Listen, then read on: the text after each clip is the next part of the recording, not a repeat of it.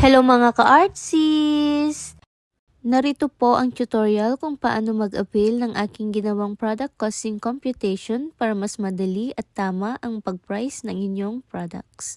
Click nyo lang po yung rocket.ph, makikita po ito sa aking post or ilagay ko na lang po sa comment section. Once na nakapasok na po kayo sa site, pumunta po kayo sa products at hanapin ang bouquet crops, costing, and pricing. I-click nyo lang po ito at lalabas na po ang product details. Mag-scroll lang po pababa at i-enter ang email address kung saan nyo gustong matanggap ang product link. After that, i-click nyo na po ang Buy Now.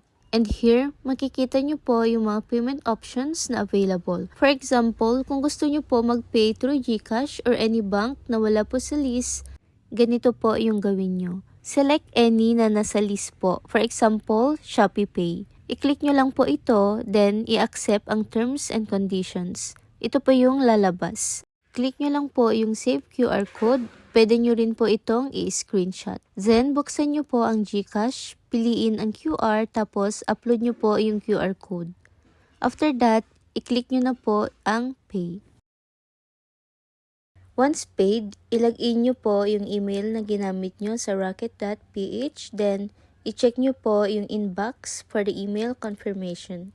Mag-browse lang po kayo pababa, makikita nyo po yung download and e-file. Kapag i-click nyo po yung download, ito po yung magpapakita. Naka-view only po siya, para ma-edit nyo po, i-click nyo po ang share and export. Then, piliin ang save as Google Sheets file.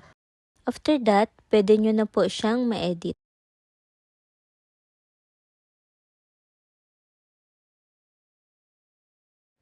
If laptop naman po ang gamit nyo, ganito po ang lalabas. Hindi nyo rin po siyang ma-edit kasi naka-view only. Para po ma-edit, i-click nyo po ang file.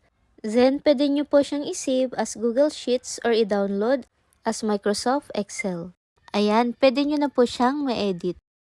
Makikita nyo po dito ang iba't ibang product computation para sa costing and pricing. May kasama na rin pong pictures bilang reference. Sa susunod na magbebenta po kayo, alam nyo na ang tamang pag-price. Hindi na base sa presyo ng iba o hulaan lang, kundi nakabase na sa detailed at tamang computation. Remember, hindi po hulaan ang pag-price. Dapat pinag-iisipan. Gagawa rin po ako ng video kung paano mag-compute gamit itong e-file. Don't forget to like, share, comment, at mag-follow para sa more craft and business tips. Thank you mga ka-artsis!